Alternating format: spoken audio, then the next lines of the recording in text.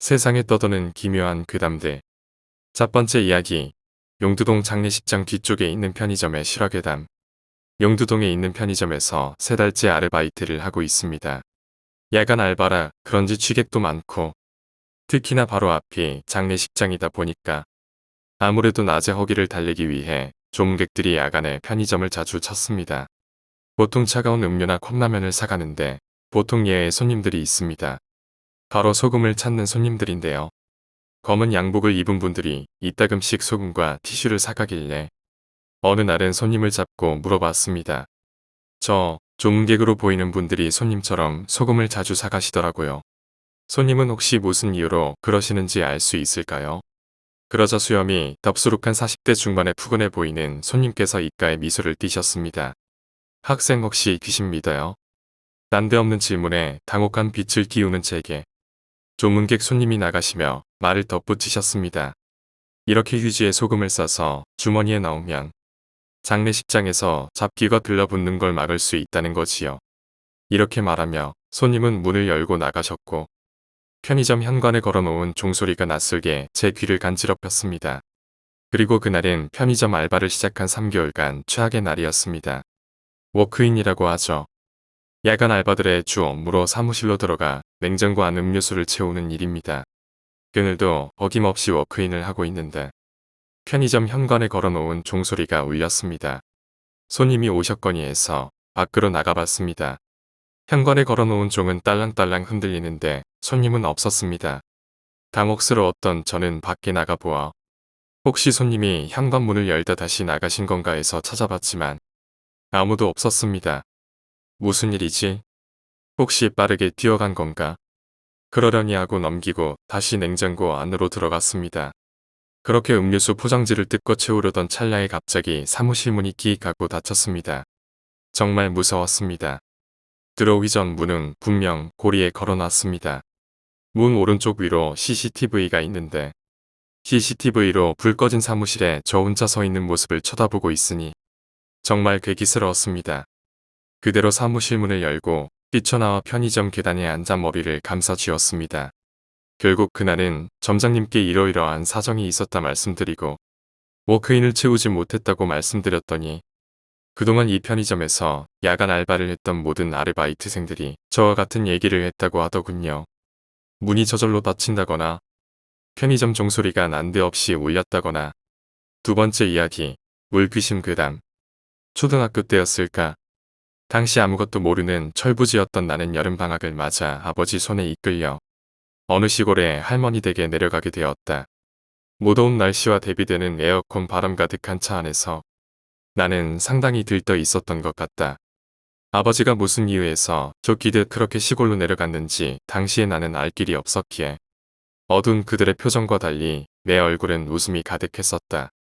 도시에서 살다 처음 나가는 휴가인지라 더욱 그랬던 것 같다. 차는 굽이치는 산길을 돌고 돌아 깊숙한 산중으로 접어들었다. 곳곳에 쳐진 낙석 방지, 철조망이 무엇인지 물어보기도 하고 빙글빙글 산길을 따라 도는 도로의 모퉁이에서 이번엔 어떤 차가 튀어나올지 기대하기도 하면서 쉴 새 없이 제잘거렸다. 한없이 이어질 것만 같던 도로도 어느새 끝이 났다. 차는 비포장도로에 접어들었다. 과식한 위장만큼이나 심하게 요동치던 그 길을 나는 퍽이나 좋아했었다. 도로의 옆엔 숲풀이 빽빽하게 서 있어. 그 너머에는 과연 어떤 세상이 펼쳐져 있을지 호기심을 자극했다. 바람에 떨어지는 시든 잎들은 소리 없이 차창에 몸을 기었고 활짝 열린 창문에선 그들의 속삭이는 소리가 들려오는 듯했다. 하늘이 발갛게 물들일 무렵 불어오는 바람에 나무는 부끄러운 듯 고개를 돌렸다. 바람은 차창 안으로도 들어와 고단한 길에 지쳐있는 내 아비와 어미의 이마를 부드럽게 훔쳐주었다. 그리고 나는 그 길에서 보았다. 길게 늘어선 나무들 틈을 비집고 눈부신 빛을 반사하는 작은 연못을 말이다. 세상이 주홍빛으로 물들었음에도 홀로 흰 빛을 내뿜는 그 광경에 나는 넋이 나가버렸다. 어느새 정신을 차리고 그것을 자랑하고 싶은 마음에 어머니의 옷자락을 잡아 끌었지만 이미 그 연못은 자취를 감춘 뒤였다. 무엇이 그리도 아쉬웠을까. 어느새 눈물을 흘리고 있는 나를 어머니는 영문도 모른 채 그저 꼭 안아주기만 할 뿐이었다. 내가 울음을 그쳤을 무렵 차는 어느새 마을의 초입으로 접어들었다. 할머니 댁은 마을 입구에 위치해 있어 주변엔 인적이 드물었다. 나무로 만든 문을 밀자 기익하는 소리가 울렸다. 초인종 같다고 하자 아버지가 나를 보며 씩 웃어주었다. 할머니는 말없이 새끼들을 맞아주었다. 마당엔 강아지와 고양이가 서로의 어깨를 빌린 채 곤히 잠들어 있었다. 커다란 개는 마치 모두가 제 새끼인 양 축축한 혀로 그들의 몸을 곱게 쓸어주고 있었다. 그날 마루에 앉아 참 많이도 먹었다. 얼음처럼 차가운 수박이라든지 떡이니 과자니 하는 것들을 나는 쉴 새 없이 입 안으로 우겨 넣었다. 연못은 어느새 기억 서랍장 한 구석에 밀어넣은 채 말이다. 계절에 맞지 않게 날씨는 선선했고 모기도 물리지 않았다. 벌레도 울지 않는 고요한 밤. 나는 오랜만에 어머니의 품에 안겨 기분 좋게 잠이 들었다. 뺨을 간지리는 햇살에 눈을 떠보니 그새 해가 중천이었다. 늘어지게 하품을 했다. 너무 오래 잠들었기 때문인지 몸 여기저기가 푹푹 쑤셨다. 이불 옆에 미리 차려놓은 밥상으로 아침 겸 점심을 해결했다. 부모님은 할머니를 따라 밭일을 하러 가신 듯했다. 마루에 걸터앉아 강아지들을 품에 안고 놀았다. 눈치 빠른 고양이들은 어느새 저 멀리 도망간 후련하는 아쉬움에 입맛을 다셨다. 품 안에서 그 조그만 것들은 힘차게 바둥거렸다. 제 어미의 품이 그리워 그러는 것인 줄 몰랐던 나는 그것들을 더욱 힘껏 껴안았다. 새끼들의 끙끙거리는 소리를 들으며 어미는 말없이 내 옆으로 다가와 손목을 핥았다. 따뜻하면서도 간지러운 그 느낌에 나도 모르게 안고 있던 새끼를 풀어주었다. 부속에서 벗어난 새끼들은 다시 지혜로운 어미의 품으로 돌아와 힘차게 젖을 빨아댔다. 나는 내 허리만큼이나 큰 어미개의 배를 몇 번이고 쓰다듬었다. 담장 너머에서 쏴하고 나무들이 울었다. 바람에 손길이 닿을 때마다 나무들은 서로의 가지를 스치며 그렇게 울곤 했다. 문득 어제 오는 길에 보았던 연못이 생각났다. 어딘지 모르게 아련한 느낌과 슬픔을 안겨주던 그 연못을. 운동화를 꺼내 신고 느긋하게 발걸음을 옮겼다. 차를 타고 올라왔던 길을 되짚어갔다. 오르막 내리막이 반복되는 울퉁불퉁한 길이었지만 발걸음을 놀랄만치 가벼웠다. 밭은 전부 마을 뒤편에 있어 길에는 인적이 없이 고요해 마치 선계를 걷고 있는 듯했다. 새들이 지저귀고 벌레들이 우는 곳. 나무와 풀이 서로의 몸을 비비며 비밀을 속삭이던 길에서 인간은 오로지 나 하나뿐이었다. 발걸음을 옮길 때마다 운동화 밑창에선 뽀드득 뽀드득하고 자갈들이 제잘거렸다. 미약하게 뿜어내는 내 숨소리는 물줄기가 섞이듯 자연스럽게 그들과 동화되어 갔다. 마치 구름 위를 떠 있는 듯 그들이 노래를 멈출 때까지. 나는 인적 없는 길에 취해 그렇게 걸었다. 얼마나 걸었었는지 알 수 없었다. 어느 순간 주위가 적막이 휩싸였다. 그제야 어제 보았던 나무들 틈 사이에 내가 서 있다는 걸 알았다. 곧게 허리를 편 이름 모를 나무들 사이로 예의 그 연못이 보였다. 나뭇잎들이 하늘을 가려 어둑어둑했지만 연못이 있는 방향에선 희미하게 빛이 흘러나오고 있어 신비로운 느낌을 자아냈다. 나도 모르게 발걸음을 떼었다. 빽빽하게 앞을 가로막고 선 잡초들은 손을 대자마자 옆으로 몸을 뉘이며 길을 내주었다. 대지의 고운 살갗에 희미한 발자국을 남기며 연못을 향해 한 걸음 한 걸음 다갔다. 연못이 가까워올수록 시위는 점점 밝아졌다. 이윽고 연못에 다다르자 시원한 청량감이 폐부를 깊숙이 찔렀다. 숨을 크게 들이쉬며 고개를 하늘로 향했다. 온몸에 전율이 일었다. 기껏해야 저녁 모를 줄 알았건만 어느새 하늘엔 별이 총총 떠 있었던 것이다. 그제야 나는 알았다. 연못은 낮 동안 고이 품어두었던 햇살을 조금씩 풀어내며 외롭게 밤을 밝히고 있었다는 것을. 다리를 오므린 채 물가에 쭈그려 앉았다. 물은 수정처럼 투명했지만 그 끝을 알 수 없을 만치 깊어 보였다. 한 가지 특이한 점이 있다면 고기가 한 마리도 보이지 않았고 그 흔한 물풀 하나도 자라고 있지 않았다. 연못은 빛 외엔 아무것도 품을 생각이 없는 모양이었다. 연못의 중앙엔 누군가 서 있었다. 뒤돌아 있었지만 허리까지 내려오는 긴 머리칼. 하늘하늘거리는 재질의 옷차림 등으로 미루어 볼 때 아마 여자일 것이라 짐작했다. 그리고 그녀는 나를 부르고 있었다. 그녀는 아무 말도 하지 않았다. 단지 서 있을 뿐이었다. 하지만 나는 그녀가 나를 부르고 있음을 알았다. 그녀의 목소리는 귀가 아닌 가슴을 통해 더욱 깊숙이 전해졌다. 흰고운 운동화를 벗은 채 물에 발을 담가 보았다. 짜릿한 한기가 발끝을 타고 전신으로 퍼져나갔다. 그리고 난 나방이 불빛에 이끌리듯 천천히 그녀를 향해 다가갔다. 물이 발목까지 잠겼다가 금방 무릎까지 차오른다. 그런데도 그녀는 여전히 멀리 있었다. 걸음을 내디딜수록 그녀는 더욱 멀어졌다. 어쩐지 서글퍼졌다. 엉덩이까지 몸이 잠겼을까? 그냥 주저앉아 버렸다. 그리곤 차가운 물에 고개를 처박은 채 눈을 감아버렸다. 눈을 감아도 그녀가 보였다. 의식 속에서 온 힘을 다해 그녀에게 다가갔다. 이제야 비로소 근처까지 다가왔다. 여자가 천천히 고개를 돌린다. 하지만 눈이 흐려진다. 얼굴이 보이지 않아. 힘을 잃고 추락하는 새처럼 몸이 늘어지는 것을 느꼈다. 그녀가 내 옆에 들어눕는 것이 느껴졌다. 겨울바람만큼이나 차가운 한기가 어깨를 감싸고 이내 등을 타고 내려가 전신을 쓸어내린다. 금방이라도 혈관이 얼어붙을 것 같지만 마음은 그 어느 때보다도 평온했다. 손길은 살을 파고 들어가 심장 가까이에서 잠시 움직임을 멈추었다. 몸이 움찔했다. 다시 손이 움직이더니 부드럽게 심장을 걸어쥐었다. 아이스크림처럼 차갑고도 부드러운 촉감. 10수년 동안 단 한 번도 쉬지 않은 당신이여 이제 편히 쉬기를. 심장은 술에 취한 듯 천천히 속도를 줄이기 시작했다. 나도 모르게 한숨을 내뱉었다. 그리고 내 의식마저 그녀의 손에 기꺼이 건네주었다. 눈을 감고 있음에도 달빛이 비치는 것을 느꼈다. 땅이 요동친다. 탁탁탁 하는 급한 듯한 발소리. 고개가 제멋대로 이리저리 흔들린다. 인상이 절로 찌푸려지지만 일어나기는 싫다. 흔들림이 멈추고 무언가 딱딱한 것이 등에 닿는다. 웅성웅성 소란이 인다. 고막이 웅웅하고 운다. 시끄럽다. 괴롭다. 물기를 머금은 질척거리는 것이 이마에 닿는다. 의식이 점점 또렷해지고 나는 천천히 눈을 떴다. 뿌연 안개 같은 것이 눈에 껴있는 것 같았다. 천장에 매달린 전등이 뿌옇게 빛을 발하고 있었다. 눈을 몇 번 깜빡이자 그제야 온전하게 주위를 살필 수 있었다. 머리맡에 놓인 것은 물수건인 듯했다. 물기가 천천히 이마를 타고 흘러내려오는 것이 보였다. 애구머니나 할머니의 놀라는 소리. 문 밖에서 들리는 군중의 웅성거림. 내가 눈을 뜨자 꼭 하고 내 손을 잡는 어머니의 수심이 가득한 얼굴 너머로 뻑뻑 담배를 피우고 있는 아버지의 모습이 보였다. 팔을 들어 일어서려는데 몸이 움직이지 않았다.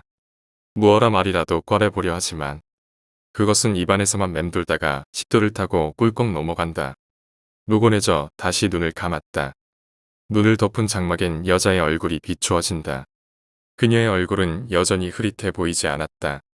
내가 자리에서 일어난 건 일주일이란 시간이 지난 뒤였다.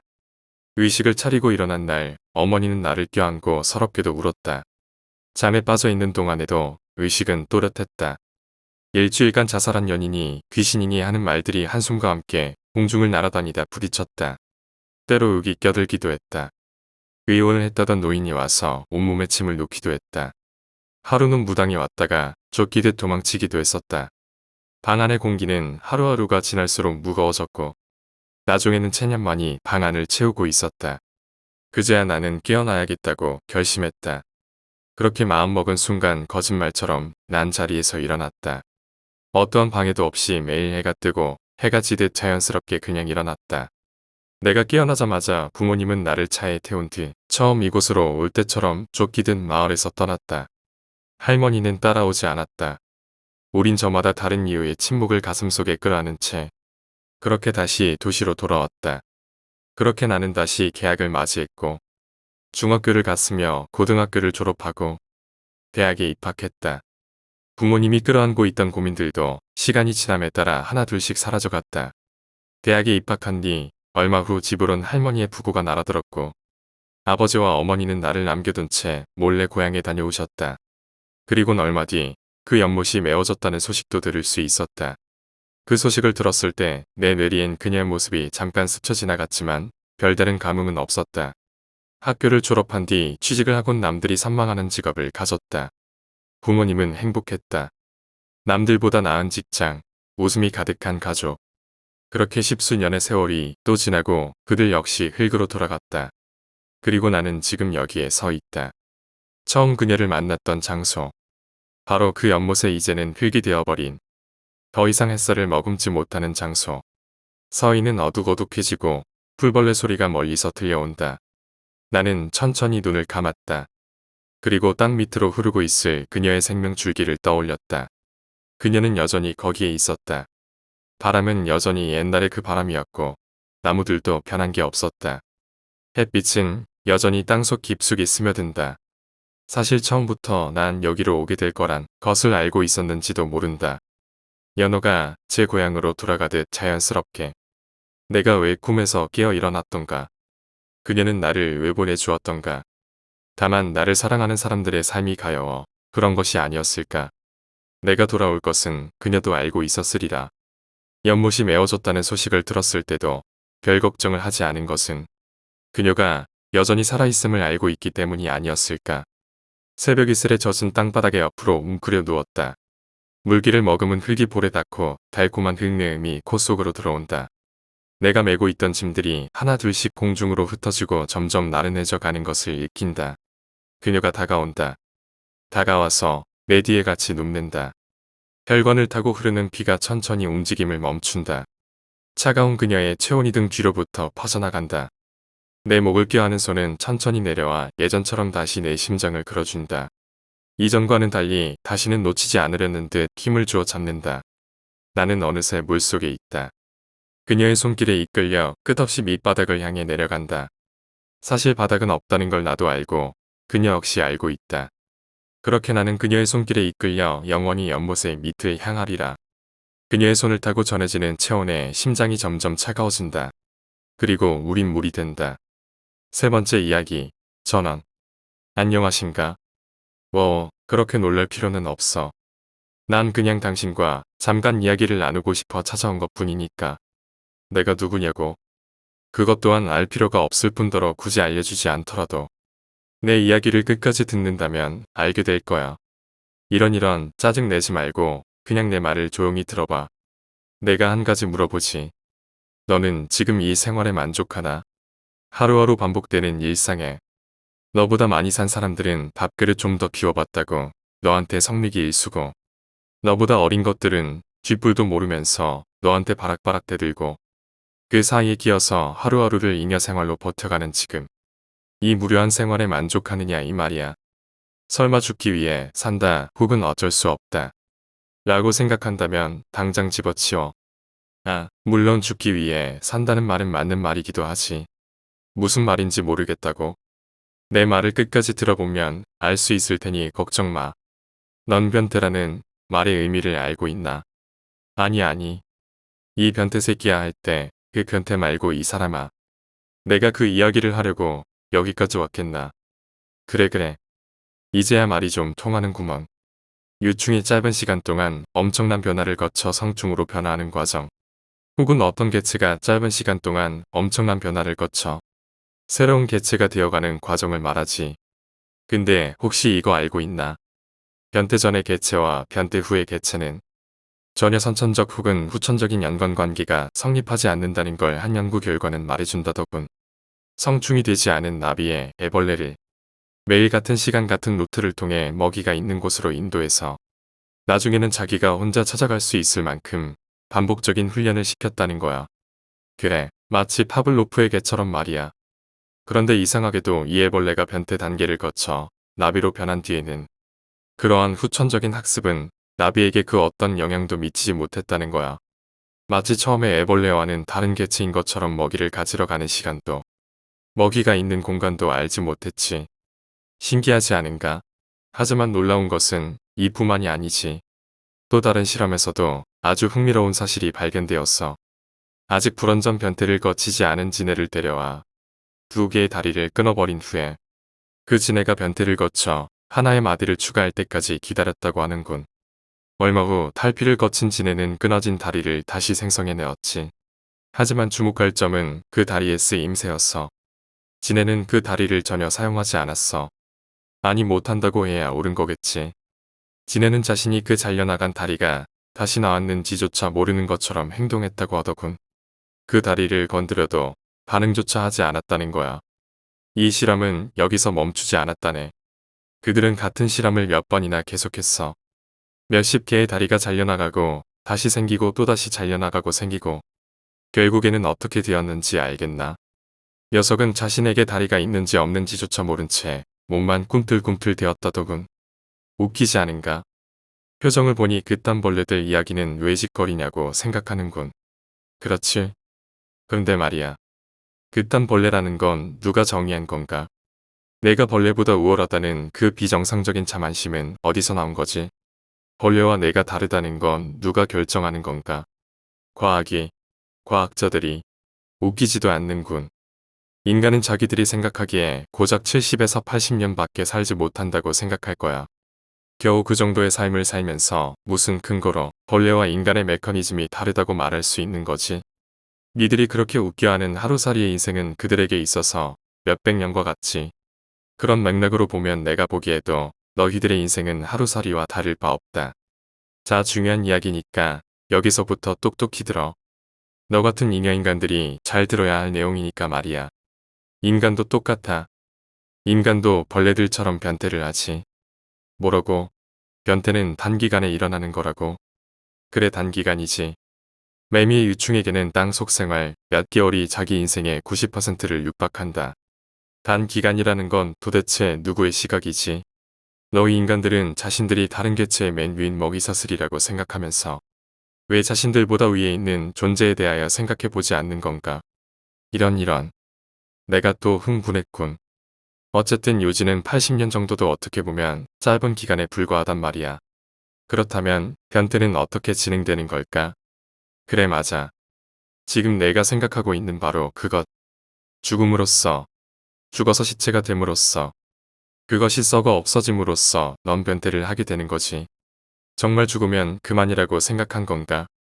천국이나 지옥이 정말 사후세계니 어쩌니 하는 건 줄 알았는가? 자, 지금 너의 팔과 너의 다리를 한번 봐봐.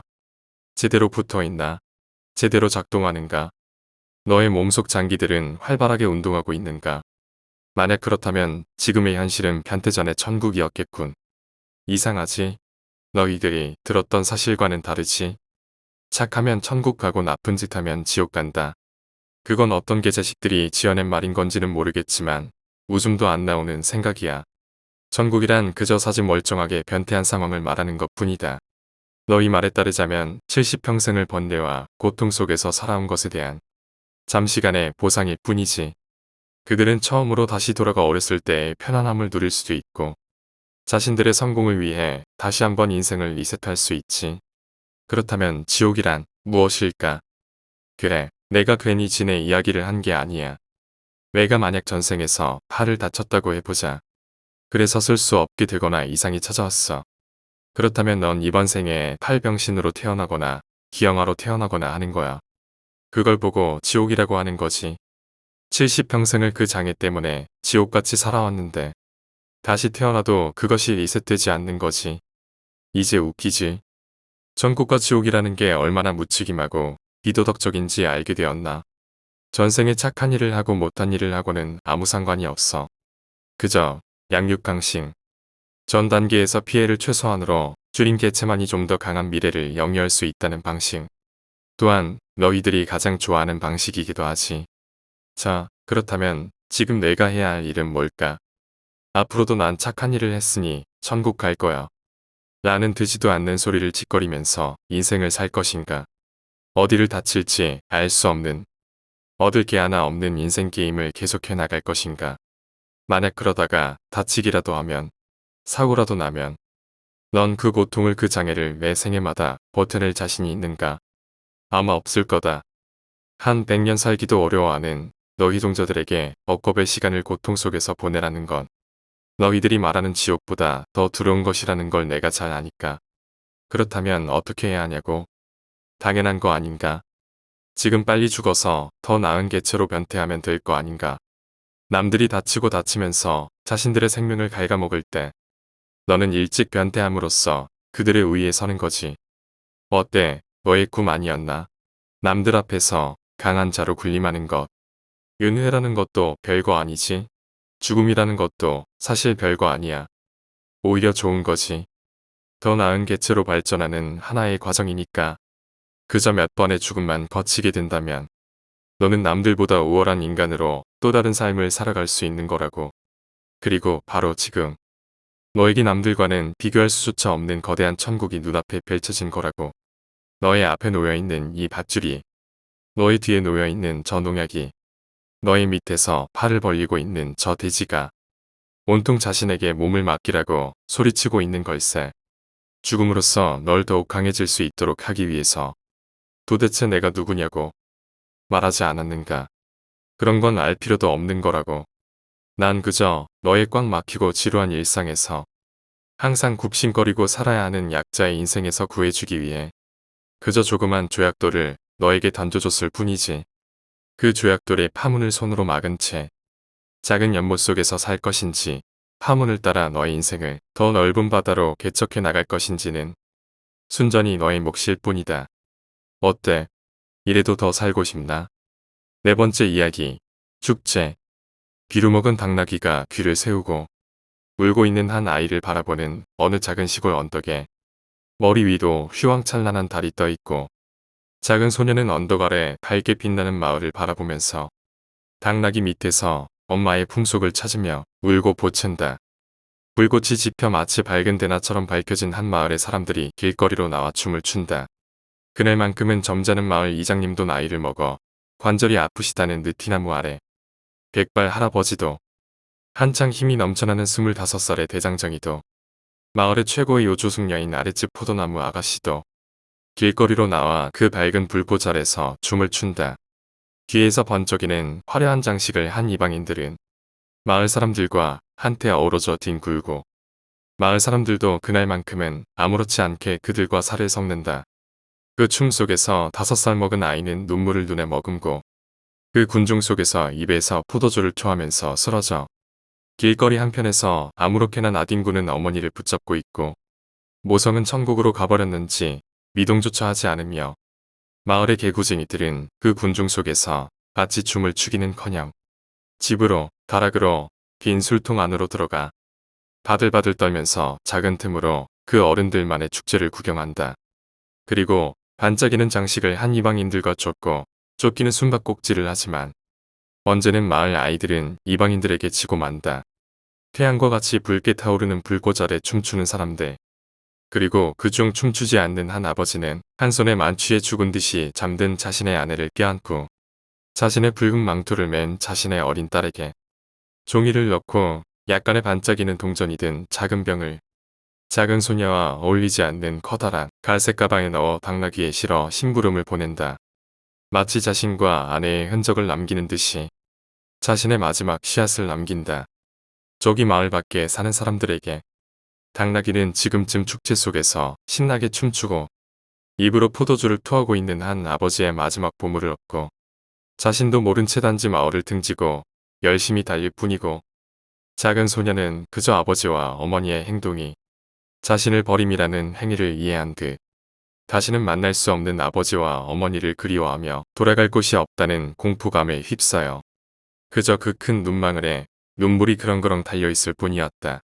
광란의 축제로 떠들썩한 마을에선 자신의 딸을 그 어느 것보다 끔찍이 사랑하여 팔불출이라고 불리는 양장점집 아버지가 즐거운 축제 속 인파에 섞어 자신의 아이를 버리는 범죄를 범했다는 건 아무도 몰랐다. 그렇게 당나귀는 아무도 모르게 아무도 없는 곳으로 보물을 싣고 달린다. 5번째 이야기. 희망고문. 태양은 지구의 모든 수분을 날려버리기라도 할 듯이 내리쬐고 있었다. 보통 사람이라면 지는 듯한 더위에 불쾌지수가 올라갈 법한 날씨였지만 6년 만에 처음으로 바깥 공기를 마시는 상준의 입장에서는 여간 따사로운 것이 아니었다. 상준은 주위를 한번 휙 둘러본 후에 눈을 감고 하늘을 향해 팔을 벌렸다. 오랜만이네. 교도소에 수감된 지 46년. 그는 모범수로 수감 생활을 마치고 집으로 돌아갈 채비를 하고 있었다. 어엿한 사회인이 된다는 생각에 상준은 들뜨기도 했지만 한편으론 끝맺지 못한 매듭이 자꾸만 맘에 걸렸다. 그는 퇴소하면서 받은 자신의 물품들 중에서 양복 속에 고이 넣어두었던 무언가를 손끝으로 쓰다듬었다. 어이 이보시오. 상준이 뒤를 돌아보았다. 그곳에는 70 남짓해 보이는 노인이 불편한 다리를 바삐 놀리며 자신을 향해 걸어오고 있었다. 노인이 손에 이고 있는 보따리들과 수척한 얼굴, 깊게 파인 주름들이 그 역시 수감 생활을 막 끝마치고 나온 사람이라는 것을 여지없이 보여주고 있었다. 무슨 일세요, 어르신? 상주는 최대한 공손하게 노인에게 물었다. 혹시 자네도 찾아오는 가족이 없어서 셔틀버스로 서울까지 이동해야 하는 젊으니까. 노인의 말에 상준의 눈썹이 약간 흔들렸다. 잊고 있었던 사회에서의 기억이 떠오르는 듯했다. 상준은 잠시 멍하니 노인을 쳐다본 후에 한숨을 살짝 내쉰 후에 할아버지를 쳐다보았다. 예. 거참 잘 되었구먼 그래. 내가 보다시피 눈이 잘 안 보여서 말이야. 셔틀버스까지 같이 가주면 안 되겠나? 처음 보는 노인과의 동행이 썩 마음에 들지는 않는 상준이었지만 지는 더위와 막막한 현실 앞에서 잠시나마 말동무를 얻는 것이 나쁘지만은 않겠다고 생각했는지 이내 고개를 주걱거리며 대답했다. 뭐 나쁠 건 없지요. 고맙네 젊은이. 상주는 이내 노인 쪽으로 뚜벅뚜벅 걸어갔다. 그는 노인에게로 걸어가면서 자신의 왼 팔뚝을 쓰다듬었다. 노인은 그런 상준을 고맙다는 듯이 쳐다보고 있었다. 고마움의 눈빛이 싫지 않은 상준이었다. 셔틀버스는 상당히 작은 크기였다. 교도소라고 하면 을의 창살이 박힌 커다란 버스나 이리저리 상처난 을시년스러운 버스를 생각하기 쉬웠지만 웬일인지 시내에 자주 굴러다니는 소형 셔틀버스 한 대가 우두커니 서 있을 뿐이었다. 생각보다 작네요. 껄껄 죄다 가족들과 함께 집으로 가다 보니 그렇겠지. 우리 같은 쓰레기를 모시는데 세금을 쓸 수야 없지 않은가. 뭐 그것도 그렇네요. 못마땅하다는 듯이 버스를 째려보는 상준의 앞을 노인이 지나갔다. 노인은 자신의 두 발을 셔틀버스에 올린 후에 어서 따라 들어오라는 듯이 상준을 바라보았다. 그러한 노인을 보며 상준은 고개를 휘휘 내젓고는 셔틀버스에 올라탔다. 셔틀버스의 내부는 생각보다 깔끔하게 정리되어 있었다. 그래서인지 아까의 불쾌함이 조금은 누그러지는 상준이었다. 상준은 의뢰 그렇듯이 셔틀버스의 맨 뒤에서 한두 칸 정도 앞에 자리를 잡았다. 도로가 훤히 보이는 앞쪽 자리는 너무나도 뻥 뚫린 듯했고 맨 뒤는 사람들의 시선을 어쩔 수 없이 받는 곳이기 때문에 상준은 항상 뒤에서 한두 칸 정도 앞자리를 선호했다. 그러한 상준의 옆자리에 노인이 털썩 주저앉았다. 같이 앉으시게요. 내키지 않는가? 나한테 늙은이 냄새라도 나는가 보이. 썩 내키지는 않았으나 웃는 얼굴에 침 못 뱉는 법이라고. 상준은 자신을 향해 웃어 보이는 노인을 향해 잇몸을 씩 드러내 보이고는 반대쪽 창가의 시선을 맞추었다. 창문을 향해 보이는 자신의 얼굴이 왠지 모르게 슬퍼 보이는 듯하여 상준은 창문을 소매로 두어 번 쓱 닦아내었다. 그러나 닦이는 것은 먼지뿐이었다. 상준의 얼굴은 여전히 슬퍼 보였다. 다 탔으면 출발할 테니 움직이지 마시오. 버스 기사의 우렁찬 목을대 소리를 들으며 셔틀버스가 요란하게 흔들렸다. 상준은 아직도 창문에 비친 자신의 얼굴을 소매로 닦아내고 있었으며 노인은 그러한 상준을 말없이 바라보고 있었다. 셔틀버스가 출발한 지 30분이 지나도록 상준과 노인 사이에는 말이 오가지 않았다. 상준이 창문 쪽으로 고개를 돌리고 있던 탓도 있었겠지만 무엇보다 노인이 멀미를 하는 듯했기 때문이다. 저기 참 말하기 미안하네만 내가 멀미가 좀 심해서 말이야. 앞쪽으로 자리를 옮기면 안 되겠나? 네. 상준은 기가 찰 노릇이었다. 이 노인은 마치 상준을 자신의 보호자라고 생각하는 듯했다. 상준은 거절하려고 입을 떼었지만 자신의 소매를 붙잡고 있는 노인을 보니 돌아가신 자신의 어머니가 생각나서 선뜻 거절하지 못하고 있었다. 상대가 거절할 마음이 없다는 것을 알아챘는지 노인은 자신의 보따리를 한쪽 손에 걸친 채로 상준을 잡아 끌었다. 어쩔 수 없이 자리를 옮기는 상준이었다. 거기들 차 운전하는데 돌아다니지 마쇼. 거 돼지면 괜히 나만 복잡하니까. 거 기사 양반. 버스 기사의 말에 욱하려던 상준을 말리는 노인. 그러한 노인을 바라보며 상준은 피식 웃고는 자리에 앉았다. 자리를 옮기자 멀미가 조금은 가라앉았는지 노인이 말을 하기 시작했다. 청년은 이름이 뭔가? 심상준이라고 합니다. 좋은 이름이로구만. 실례가 안 된다면 조남을 여쭤봐도 되겠습니까? 조남이라니 교도소 나온 게 무슨 자랑이라고. 내 이름은 장준하일세. 친근한 이름이네요.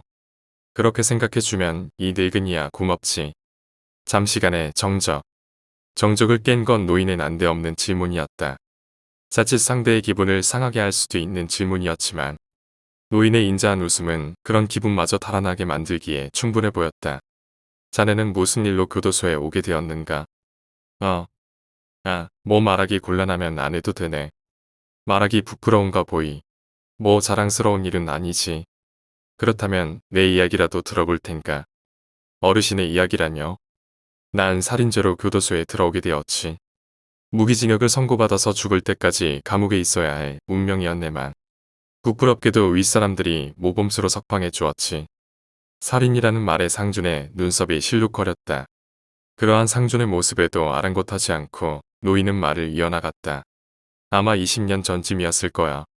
그때 당시에는 정말 살기가 어려웠지. 나 역시 사업에 여러 번 실패하고 막노동을 전전하며 겨우 입에 풀칠을 하고 있었어. 그때야 모두 살기 어려울 때였으니 특별히 나만 유난 떨 것은 없었지만 그때는 세상이 나만 버린 것 같아서 기분이 좋지 않았다네. 하루벌이를 술값으로 날리다 보니 집에는 가져갈 돈이 없었고 그러한 나를 사랑해줄 여자는 어디도 없었지. 이혼을 하게 되었다네. 벼락을 맞는 것 같았지. 노인의 말을 듣고 있던 상주는 흠칫 놀랐다. 70 남짓되어 보이는 외모와 달리 노인은 이제 겨우 50이 넘은 자신의 아버지 뻘되는 사람이었기 때문이었다. 그러나 상주는 그러한 기색을 내비치지 않고 노인을 바라보았고 그러한 상주를 바라보며 씩 웃던 노인이 다시 말을 이었다. 그러던 어느 날이었지. 길을 걸어가는데 웬 술 취한 청년 하나가 자신의 자취방으로 들어가는 게 눈에 보이는 것이 아니겠나. 그런데 술에 많이 취한 탓인지 문을 못 열고 있는 거야. 처음에는 순수하게 도와줄 요령으로 가서 문을 열어주었지. 그런데 슬쩍 보이는 거실의 풍경이 그래. 부자였지. 아니 솔직히 부자인지는 모르겠네만 나보다 부유했던 것은 확실해 보였네. 거실엔 커다란 고흐의 그림도 한 점 걸려 있었고 그 당시에는 흔하지 않던 커다란 대형 텔레비전까지 있었으니 말일세. 사람의 마음이란 것이 참 간사하더군. 도와줄 생각에 접근한 것이 도리어 악랄한 마음으로 변해버린 거지. 나는 술 취한 청년의 머리를 옆에 있던 도자기로 사정없이 내리치고는 문을 닫고 거실로 들어왔다네. 그리고는 여기저기 마구 뒤졌지. 솔직히 지금은 생각도 나지 않는다네. 귀신에 홀린 느낌이어서 뭘 어떻게 뒤지고 털었는지 기억도 나지 않았지만 다음날 나는 조그마한 월세방을 마련할 수 있었지. 대단하지 않은가? 몇 년 동안 막노동을 전전해도 얻지 못한 내 집을 그런 추악한 짓 한 번에 마련한 거야. 물리칠 수 없었다네. 그 더러운 유혹을. 노인의 말을 끊고 보따리를 어루만지기 시작했다. 그곳에는 직사각형의 무언가가 툭 튀어나와 있었는데 노인은 연신 그것을 쓰다듬으며 마음을 진정시키는 듯했다. 상주는 그것이 무엇이냐고 물어보려고 했지만 노인이 다시 말을 잇는 바람에 그만두고 말았다. 그렇게 나는 빈짓, 만취자들을 골라가며 강도짓을 했어. 물론 걸리지는 않았지. 벌이도 시원찮았어. 처음에 그 한탕을 다시 맛볼 수 없었지. 사람의 욕심이란 것은 정말 무서워. 처음에는 두려워서 만취자, 빈집만을 털었지만 다시 한번 그때의 그 희열을 느껴보고 싶다는 욕심이 화를 불러일으킨 거야. 그래, 강도짓을 제대로 한 건 했지. 며칠간 수색 끝에 집을 물색하고 행동 패턴을 조사했네. 그곳에는 과부 하나와 꼬마 아이가 살고 있었지. 더할 나위 없었네. 여자와 꼬마, 제압하기엔 가장 손쉬운 조합 아니겠는가. 그리고 문제의 그날 밤. 나는 조용히 그 집의 담을 타고 넘어서 현관을 땄지. 조용히 들어갔어. 예상대로 가족들은 자고 있더군. 웬만하면 소동을 만들고 싶지 않았기에 난 조용히 집을 뒤지고 돈 될 만한 것을 챙기기 시작했지. 그런데 문제가 생긴 거야. 그 집에 살던 꼬마 아이가 화장실을 가던 도중에 나를 발견한 거지. 꼬마는 무서워서 오줌을 질질 싸고 있더군. 나는 냅다 달려가 가지고 있던 칼의 손잡이로 꼬마의 얼굴을 후려쳤네. 꼬마는 나가 떨어지면서 소리를 질렀고 그 기세에 어미가 깨어나고 말았지. 내가 생각했던 최악의 시나리오가 펼쳐지고 말았던 거야. 노인의 표정은 점점 굳어가고 있었다. 그와 동시에 상준의 눈동자도 흔들리고 있었다. 상준은 연신 자신의 왼팔을 쓰다듬으며 노인을 바라보고 있었다. 그 꼬마는 어미 등 뒤로 숨어버렸지. 나는 말했다네. 조용히 안 하면 다 죽을 줄 알아. 하지만 솔직히 말하면 죽일 용기가 나지 않았다네. 난 그렇게 모진 사람이 못 되거든. 아마 어미도 그것을 눈치챈 모양이었는지 꽤나 세게 나왔지. 내가 초범이라는 것을 눈치챈 모양이어서 용감한 여자였다네. 한 손으로는 자신의 자식을 감싸면서 다른 한 손으로는 연신 바닥을 쓰다듬으며 무언가를 찾는 듯 했지. 아, 물론 그 당시에는 몰랐다네. 나중에 생각해보니 그랬던 것 같아. 어쨌든 나와 그 어미는 몇 분간 대치 상태로 서 있었다네. 그러다 벼랑간 그 어미가 나를 향해 무언가를 던지더군. 나는 그것을 한쪽 눈에 정통으로 맞아버렸지. 조그마한 은장도였네. 내 눈꺼풀에서는 피가 철철 흘러내렸고 그러한 피가 내 눈에 들어가자 세상이 온통 붉은 빛깔로 물들더군. 흥분하기에 딱 좋은 분위기. 어두운 집안에 붉은색 피었네. 내가 정신을 차렸을 땐 어미의 몸은 수백 군데의 구멍이 뚫려 붉은 액체를 콸콸 쏟고 있었지. 돌이킬 수 없게 되어버린 거야. 어쩔 수 없었지. 나는 어서 그 자리를 벗어나야겠다는 생각에 창문으로 도망가던 그때 시체 뒤에서 뭔가가 바스락거리는 것이 아니겠는가. 그때 불현듯 뭔가가 떠올랐지. 애새끼가 있었구나. 나는 냅다 달려가서 어미의 시체를 발로 걷어쳤다네. 그 뒤에는 아까 그 꼬마가 바들바들 떨고 있더군. 나는 들고 있던 칼을 꼬마에게 휘둘렀다네. 그 기세에 꼬마의 왼팔에는 기다란 상처가 났고 피가 철철 흐르더군. 꼬마는 엉금엉금 기어서 도망갔고 나는 그런 꼬마를 바라보며 칼을 들었지. 그때였어. 꼬마와 내 눈이 마주쳐 버렸다네. 그 꼬마는 두려움과 공포에 가득 찬 눈으로 나를 바라보고 있었지. 눈에는 눈물이 어려 있었다네. 나는 어미의 시체를 바라보았지. 그리고는 꼬마를 바라보았다네. 한순간 죄책감이 밀려오더군. 나는 꼬마에게 말했다네. 꼬마야, 미안하게 되었다. 사과의 의미로 죽이진 않을 거다. 조용히 살아라. 정말 더러워서 못 살겠거든. 나한테 복수하기 위해서라도 살아라. 그리고는 도망치듯 그곳을 나왔지. 노인은 한숨을 푹 내쉬었다. 그러는 와중에도 노인은 직사각형의 무언가를 쓰다듬고 있었다. 상진 역시 노인을 바라보며 양복 안주머니에 들어있는 무언가를 계속 쓰다듬고 있었다. 휴게소에 도착했으니 볼일 보고 좀 쉬다 오시오. 1시간 정도 뒤에 출발할 테니. 기사 양반의 노곤한 목소리에 버스 승객들은 제각기 갈 길을 가려고 버스에서 하차했다. 노인처럼 보이던 준하와 상진 역시 버스에서 내렸다. 그들은 각자 화장실을 갔다 온 후에 식품 코너로 향했다. 둘은 서로 말을 나누지 않은 채 식품 코너를 향해 뚜벅뚜벅 걸어갔다. 준하는 자신의 고해성사가 계속 마음에 걸렸는지 연신 바닥만을 보고 있었고 상주는 그러한 준하를 보며 가슴을 어루만지기에 급급했다. 식품 코너에 도착한 후 그들은 각자 먹을 것을 시키고는 야외 벤치에 걸터앉았다. 그리고는 몇 분간 말없이 자신들이 시킨 음식을 꾸역꾸역 입에 넣기 시작했다. 폭풍전야와도 같은 고요. 그런 고요를 깬 것은 다름 아닌 상준이었다. 저는 강도 상해로 잡혀왔습니다. 상준의 말에 노인이 흠칫하는 듯 했다. 아마 자신과 비슷한 죄질에 놀랐음이 분명하리라. 상준은 그러한 노인을 바라보지 않은 채 자신의 말을 이어나갔다. 유복한 환경에서 자란 제 인생은 아버지와 어머니가 이혼하고 나신 뒤부터 꼬이기 시작했습니다. 집은 점점 작아졌고 옷은 점점 허름해져 갔죠. 하지만 어머니는 그 빌어먹을 허영심 때문에 집은 항상 번쩍번쩍하게 꾸며두셨어요. 저는 그러한 어머니가 못마땅했지만 마땅히 의지할 곳도 없었기에 그러려니 했죠. 그러던 어머니가 돌아가시니 저는 살 길이 막막해졌습니다. 고아원에 보내졌죠. 그곳에서 적응하지 못했습니다. 결국 13살이 되던 해 고아원을 도망쳐 나왔죠. 그렇게 지하철역을 전전하며 생활하다가 앵벌이 단체에 잡혀 들어가게 되었습니다. 그곳에서 정말 개처럼 부려지며 돈을 상납했죠. 저에게 떨어지는 몫은 하루치의 양식과 모포가 다였습니다. 그래도 죽이지는 않으니 다행이라고 생각했죠. 하지만 영감님 말대로 죄송합니다. 아저씨 말대로 사람이란 참 간사하더군요.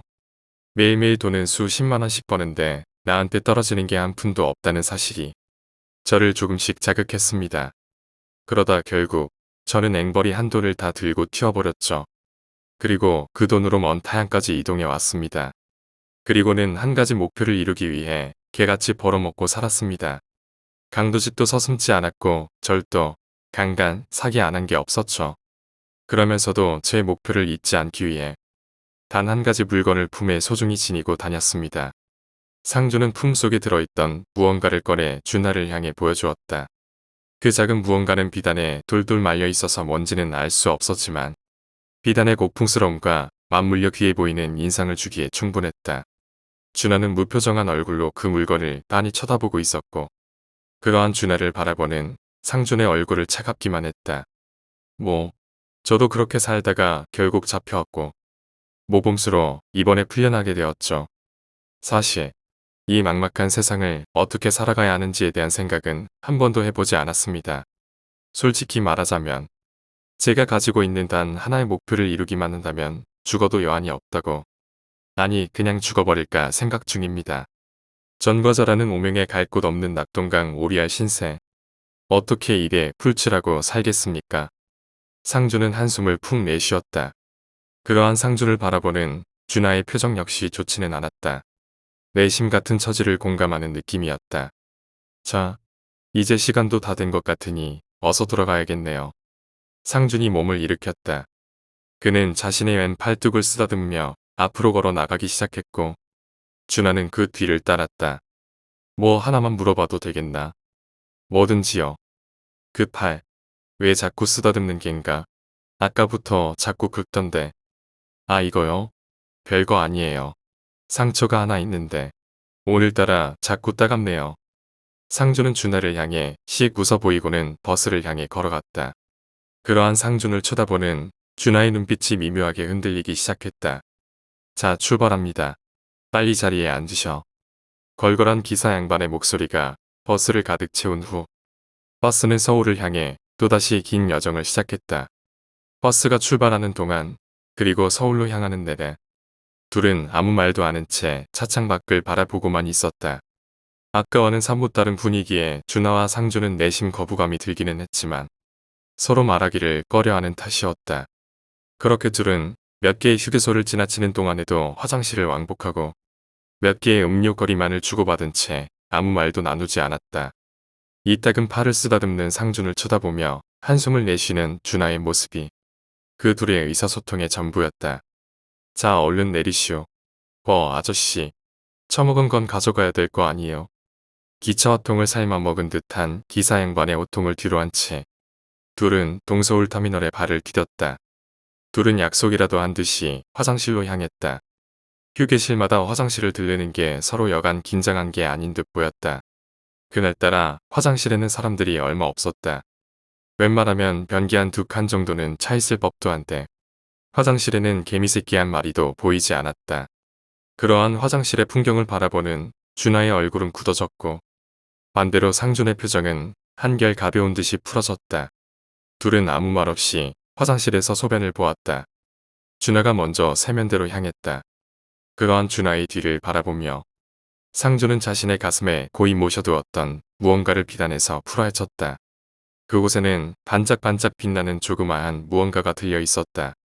상준은 그것을 꺼내 왼손에 쥔 후 준하의 뒤로 다가섰다. 그러한 상준의 행동을 모르는지 모르는 척하는 건지 준하는 연신 세면대에서 차가운 물을 얼굴에 치댈 뿐이었다. 그렇게 상준이 준하의 뒤에서 왼손을 죽혀올리던 그때 준하가 말했다. 나에겐 딸이 한 명 있다네. 내 보따리에는 딸아이의 사진이 들어있지. 순간 상준의 손이 멈칫했다. 상준의 뇌리에 준하의 보따리와 그 안에 쌓여있던 네모난 무언가. 그리고 말을 하는 내내 그것을 쓰다듬던 준하의 모습이 떠올랐다.